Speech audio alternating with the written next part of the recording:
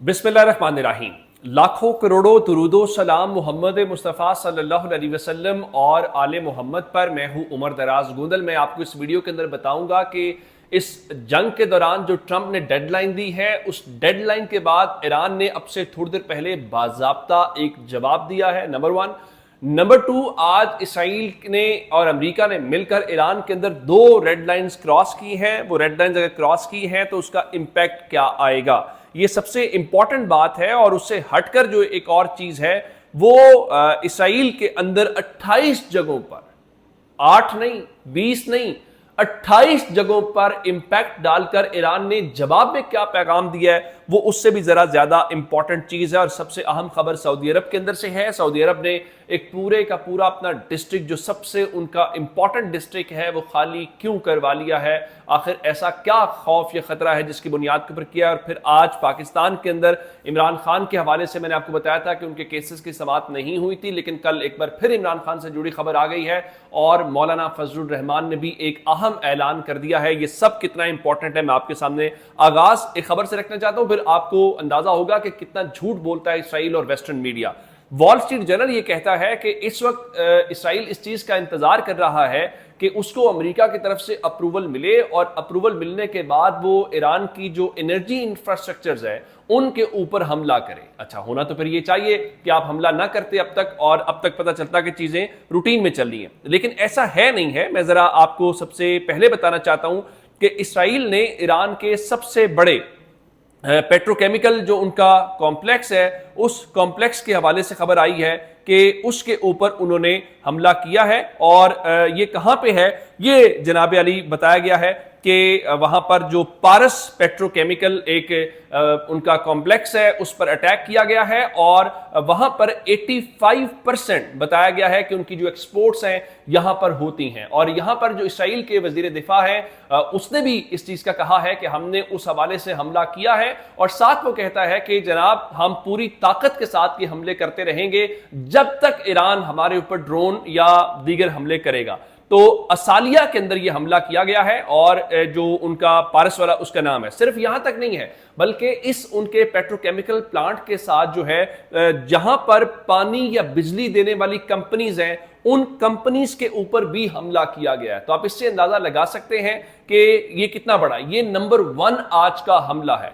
Number 2 उनका मरोदश का इलाका है, वहां पर भी एक पेट्रोकेमिकल कॉम्प्लेक्स है, वहां पर दूसरा हमला किया गया है। तो आप यूं कह सकते हैं कि इसराइल ने एक दिन के अंदर ईरान के 2 पेट्रोकेमिकल कॉम्प्लेक्सेस के ऊपर हमले किए हैं। फिर सवाल यह है, जब आप ये कहते हैं कि आपकी डेडलाइन मौजूद है, जब आप ये कहते हैं कि आप अमेरिका का इंतजार कर रहे हैं, तो ये चीजें आपस में मिलती क्यों नहीं है।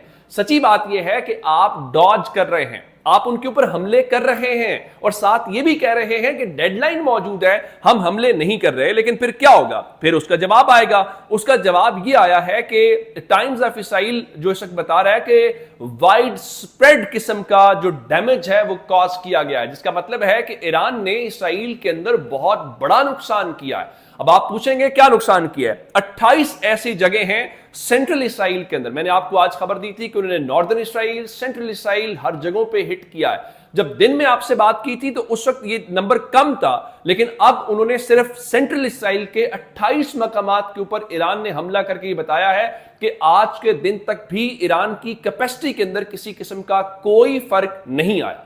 वो जंग लड़ रहे हैं, कैपेसिटी के साथ लड़ रहे हैं, इंपैक्ट के साथ लड़ रहे हैं। कौन कौन से इलाके हैं जी? रमत गान का इलाका है, बनई बराक का इलाका है, और दर्जनों अफराद के जख्मी होने की अभी तक वहां से इत्तलात मौसूल हो रही हैं जो ईरान के इस हमले की सूरत में है। फिर ईरान यहां तक नहीं रुका, बल्कि ईरान ने आगे बढ़ते हुए अभी जो खबर आई है वो खबर इस वक्त खासकर जो अमरीकी या वेस्टर्न मीडिया है वो सऊदी अरब के हवाले से बता रहा है। और सऊदी अरब के हवाले से वो खबर ये दे रहे हैं कि सऊदी अरब ने रियाज में जो अपना सबसे बड़ा फाइनेंशियल डिस्ट्रिक्ट है KAFD काफ्ट के नाम से, उसको खाली करवा लिया है। उसको खाली क्यों करवाया है? उसको खाली इसलिए करवाया गया है कि उनको खदशा यह है कि अब चूंकि ईरान की जानिब से एक जो रिटेलिएशन है वो रिटेलिएशन हो सकती है, तो उस रिटेलिएशन की सूरत में उनका ख्याल ये है कि अब वहां पर एक हमला जो है वो हो सकता है। तो उस हमले से बचने के लिए अब उन्होंने बाज़ाब्ता तौर के ऊपर इस चीज को ये किया है कि आप जनाब अली उनको खाली कर दें, और साथ अपनी जो कंपनीज हैं वो उस कंपनीज को भी ये कहा गया है कि जनाब अली आप अपने स्टाफ को यहां से कहें कि उसको दूर ले जाएं। और स्टाफ खाली करने का मतलब यह है कि वहां पर होगा। अब ज़ाहिरन सऊदी अरब के ऊपर ईरान इस हमले उस तरह से नहीं कर रहा, उसमें पाकिस्तान का भी किरदार है, लेकिन जब उनको पता है कि उनके एनर्जी इंफ्रास्ट्रक्चर के ऊपर हमला होगा या अमेरिका जो है वो उस चीज के ऊपर जा रहा है, तो फिर क्या होगा? फिर वही कुछ होगा कि पूरे खित्ते के अंदर उस हवाले से होगा। हाँ, एक चीज जरूर है कि अब ट्रंप ने चूंकि एक प्रेस कॉन्फ्रेंस भी करनी है अपनी फौज के साथ, तो वहां पर अब वेस्टर्न मीडिया ये बता रहा है कि एक तो जो ट्रंप है जंग बंदी के हवाले से जो प्रपोजल्स हैं जो पाकिस्तान ने दिया है, तो वो ये कहते हैं कि जनाब जंग बंदी का जो मंसूबा है वो बहुत सारी तजावीज में से एक तजवीज जरूर है। यानी जहां बहुत सारी आपने उनको कहा कि ये भी हो सकता है वो भी हो सकता है, पाकिस्तान नाम दिए, तो कह रहे हैं जी एक चीज जरूर तजवीज है लेकिन ट्रंप ने अभी मंजूर नहीं किया। यानी फाइनली आप ये नहीं कह सकते कि अब फैसला ये हो गया है कि अमेरिका जो है वो उस चीज के ऊपर जाएगा। तो लेकिन उसके साथ दो बातें हुई हैं। पहली बात यह है कि ईरान के जो फॉरेन मिनिस्ट्री है उन्होंने बाज़ाब्ता तौर पर एक प्रेस कॉन्फ्रेंस के अंदर यह कहा है कि अमेरिका के जो गैर मंतकी 15 निकाती मंसूबा है हम उसको मुस्तरद करते हैं, नंबर 1। नंबर 2, अब से थोड़ी देर पहले ईरान का मीडिया इस बात की तस्दीक कर रहा है कि उन्होंने अमेरिका का जो प्रपोजल आया था और उसने जंगबंदी की तजावीज जो है उस पर पाकिस्तान के जरिए अपना जवाब जो है वो अमेरिका तक भिजवा दिया है, और वो किसी आर्जी जंगबंदी के लिए जो उनको कहा जा रहा है कि आप सीज फायर के ऊपर तैयार हो जाएं, वो किसी भी आर्जी जंगबंदी के हवाले से जो है वो तैयार नहीं है। तो अमलन उन्होंने इस प्रपोजल को रिजेक्ट कर दिया है। जो अमेरिका का मीडिया कह रहा था कि सर ट्रंप ये कह रहे हैं कि जंगबंदी जो है वो एक तजवीज में से तजवीज है, वो क्या कह रहे हैं? वो वही बात कह रहे हैं कि हमें कुछ गारंटीज दी जाएं, हमें मुस्तकिल तौर के ऊपर इस मसले का हल निकालने के हवाले से बताया जाए, उसके अलावा हम किसी हवाले से बातचीत करने के लिए तैयार नहीं है। और उसमें वो क्या कहते हैं? वो कहते हैं हमें कॉम्पनसेशन दी जाए।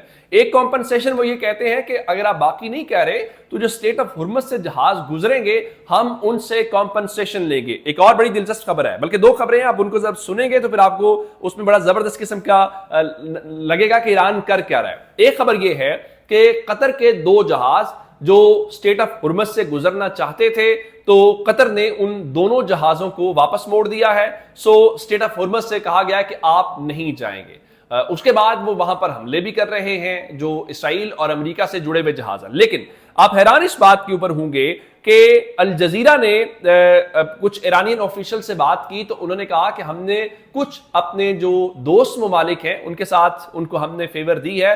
हाँ, ये अलग बात है। वो ये कहते हैं कि आफ्टर पेइंग सिक्योरिटी फीस जो है तो उनके मुताबिक कुछ फ्रेंडली कंट्रीज जो हैं हम उनके जहाजों को हमने मजीद परमिट दिया है कि आप यहां से गुजर सकते हैं। अच्छा, वो जहाज कौन से हैं? उसमें पाकिस्तान के जहाज हैं, उसमें इंडिया के जहाज हैं, उसमें टर्की के जहाज हैं, उसमें फ्रांस के जहाज हैं। अच्छा, फ्रांस जो है वो अगर आप ये देखें तो इस वक्त वेस्टर्न कंट्रीज में से वाहिद मुल्क है जिसके जहाजों को यहां से गुजरने की इजाजत दी जा रही है। और अब भी उन्होंने कहा है कि जिनको हमने परमिट इशू किए उसमें फ्रांस शामिल है।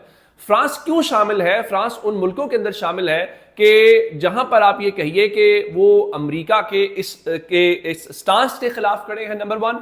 नंबर 2, वो ये कह रहे हैं कि जो आपके तैयारे हैं वो हमारी फजाई हुदूद जो है वो वहां पर हमारी फजाई हुदूद जो है उसके ऊपर उसको इस्तेमाल ना करें ताकि हम इस जंग का हिस्सा ना बने। तो ईरान जो है उसको इजाजत दे रहा है। इसके बीच में जो हमें एक और चीज नजर आई वो ईरान और फ्रांस के जो फॉरेन मिनिस्टर्स हैं उनके दरमियान भी बातचीत हुई है। और ईरान ने अब्बास अराक्ची साहब ने उनके फॉरेन मिनिस्टर को ये बात बड़े वाज़े अंदाज में कहा है कि देखिए अगर हमारे ऊपर हमला होता है तो हम उस हमले का खुलकर जवाब देंगे, यानी हमारे पास उस हमले का जवाब देने के अलावा कोई ऑप्शन नहीं है। अगर किसी का ख्याल है तो आप उस ख्याल को निकाल दें।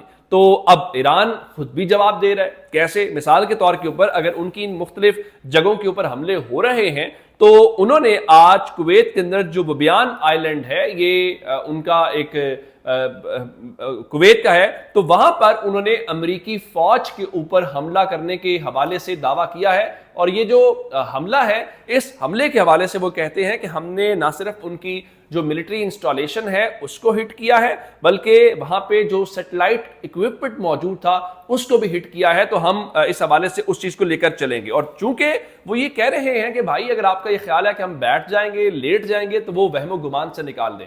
और वैसे भी जो दुनिया पे इंपैक्ट आ रहा है वो सबको पता है कि इंपैक्ट इस वक्त जंग का क्या है। उस इंपैक्ट के हवाले से मैं आपको बता देता हूं कि अरामको जो सऊदी अरब की कंपनी है, उसने इस एशिया के लिए, जिसमें पाकिस्तान तो शामिल नहीं है, इंडिया और खासकर चाइना शामिल है, उसने अपनी तेल की कीमतें बढ़ा दी हैं। कैसे? मिसाल के तौर के ऊपर पहले 2.50 या तकरीबन $3 फी बैरल रेट था यहां के लिए, उसको बढ़ा के वो $19.50 फी बैरल के ऊपर ले गए हैं।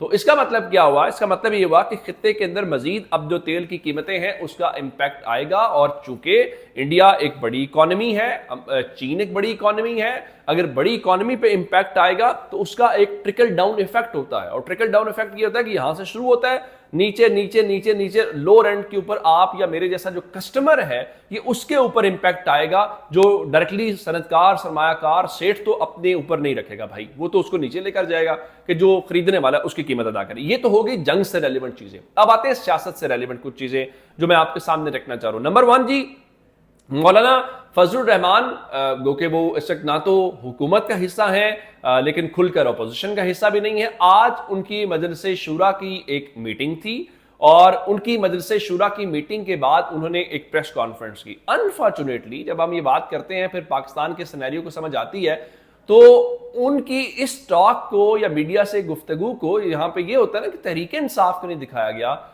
मौलाना फजलुर रहमान साहब को भी टीवी पर नहीं दिखाया गया, उनकी प्रेस कॉन्फ्रेंस को नहीं दिखाया गया, और जो जिस तरह से कवरेज होनी चाहिए वो कवरेज हमें दिखाई नहीं दी है। अच्छा, अब आप आते हैं इस बात के ऊपर कि उनको ये कवरेज क्यों नहीं मिली। नंबर 1 तो उन्होंने जुमे वाले दिन ये जो आपने कीमतें बढ़ाई हैं, उन कीमतें बढ़ाने के ऊपर मुल्कगीर एहतजाज की कॉल दे दी है, पहली बात। दूसरी बात जो है, उन्होंने ये जो तेल की कीमतें बढ़ाई जा रही हैं उसके ऊपर कहा कि क्या जबरदस्त किस्म के दिमाग हमें अल्लाह ने अता किए हैं कि हमने अपनी दोनों ही सरहदें बंद कर दी हैं। और अब कहा जा रहा है कि तेल कम खर्च करो, इसलिए कि आबनाए हुर्मज बंद हो गई है और तेल की तरसीलात रुक गई हैं। लेकिन उनका पाकिस्तान इस बात का दावेदार है कि पाकिस्तान के झंडे के नीचे जो जहाज हैं वो वहां से आ रहे हैं, तो फिर वो अगर आबनाए हुर्मज को हमारे जहाज क्रॉस कर रहे हैं तो फिर वो जहाज कहां पे हैं? फिर पाकिस्तान में तेल की कीमतों का इजाफा क्यों किया गया है?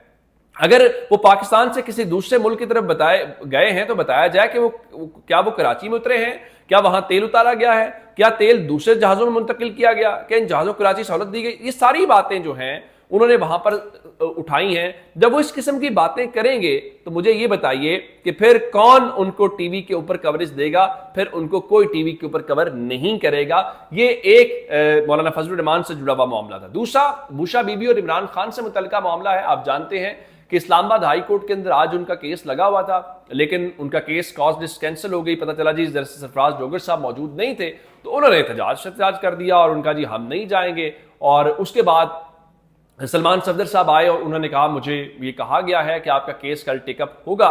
तो अब इतलात के मुताबिक जो खासकर इमरान खान और बुशा बीबी का अलकादिर ट्रस्ट केस है, जो हाल कादिर ट्रस्ट केस जाता है, लेकिन अमलन तो वो 190 मिलियन पाउंड केस है। तो 190 मिलियन पाउंड केस कहा जाता है, बल्कि अलकादिर ट्रस्ट केस यानी इमरान खान ने यूनिवर्सिटी वाला जो जुर्म किया हुआ है, तो उसको कल दोबारा समाअत के लिए मुकर्रर कर दिया गया है। तो अब देखना यह है कि अब उस चीज के ऊपर क्या कल टेकअप इस केस को किया जाता है और ये किसी मंतकी अंजाम तक पहुंचता है या फिर इसको मजीद आगे लेके जाया जाता है। एक बात हो गई। दूसरा, उससे हट के भी 2 मुतफरिक दरखास्तें समाअत के लिए मुकर्रर की गई हैं। उसमें एक बुशा बीबी की दरखास्त है जिसमें वो कहती हैं कि जो सजा मुअत्तली दरखास्त पर अपील से पहले फैसला किया जाए, ताकि मुझे जब तक मेरा हतमी अपील नहीं सुनी जाती तो मेरी सजा मुअत्तल की जाए और मुझे रिहा किया जाए। नंबर 1। इमरान खान की जो दूसरी दरखास्त है वो वकील की हिदायत देने के लिए मुलाकात कराने की एक मुतफरिक दरखास्त है, उसको भी समाअत के लिए मुकर्रर कर दिया गया है। तो अमली तौर पे कल ये 2 अलग अलग चीजें हैं, एक उससे जुड़ी हुई है और एक इससे जुड़ी हुई है। तो अब देखने के कल क्या होता है, तो क्या रिलीफ मिलता है या उसी तरह से मामला लटकाया जाता है। उससे हट के जो एक और अहम चीज है وہ جناب علی جلسے کے حوالے سے۔ ایک تو آپ جانتے ہیں کہ عمران خان کی جو بہن ہے علیمہ خان، انہوں نے کل 10,000 افراد کو کال دے رکھی ہے کہ آپ اڈیالہ جیل کے باہر پہنچیں۔ آیا وہ پہنچ پاتے ہیں، نہیں پہنچ پاتے، یہ ایک الگ پہلو ہے۔ اور دوسرا، انہوں نے تحریک انصاف نے جمعرات کو 9 اپریل 2022 کو عمران خان کی گورنمنٹ گرائی گئی تھی، تو اس کے 4 سال مکمل ہونے کے اوپر کل وہ 9 تاریخ کو وہ یہ چاہتے ہیں کہ ہم لیاقت باغ جو راولپنڈی ہے وہاں پر ایک جلسہ رکھیں۔ لیکن اس جلسے کے حوالے سے پہلا سوال یہ تھا کہ کیا ان کو اجازت ملے گی، کیا ان کو جلسہ کرنے دیا جائے گا۔ اس بارے میں جو ڈیولپمنٹ ہے وہ یہ ہے کہ جو مینا خان آفریدی ہیں وہ آج وہاں پر عطاء الرحمان کوہستانی جو رپورٹر ہیں ان کے ساتھ بات کر رہے تھے، اور انہوں نے کہا کہ جو پی ٹی آئی راولپنڈی ہے اس نے جلسے کے لیے باضابطہ طور پر درخواست دے دی ہے۔ اگر ہمیں جلسے کی اجازت نہ ملی تو ہمیں جہاں روکا جائے گا ہم وہیں پر جلسہ کریں گے، اور ہم تحریک انصاف کے کارکنان کو موبلائز کریں گے، اور اس بار ہم کسی صورت بھی پیچھے نہیں ہٹیں گے۔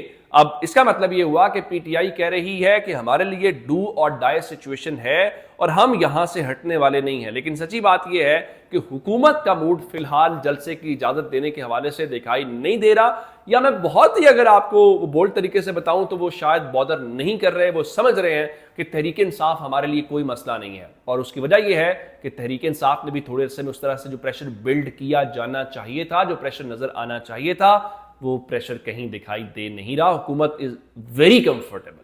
یہ اب تک کی اپڈیٹس، اگر آپ نے ابھی تک چینل سبسکرائب نہیں کیا کر لیجیے۔ اپنا بہت سارا خیال رکھیے گا۔ خدا حافظ۔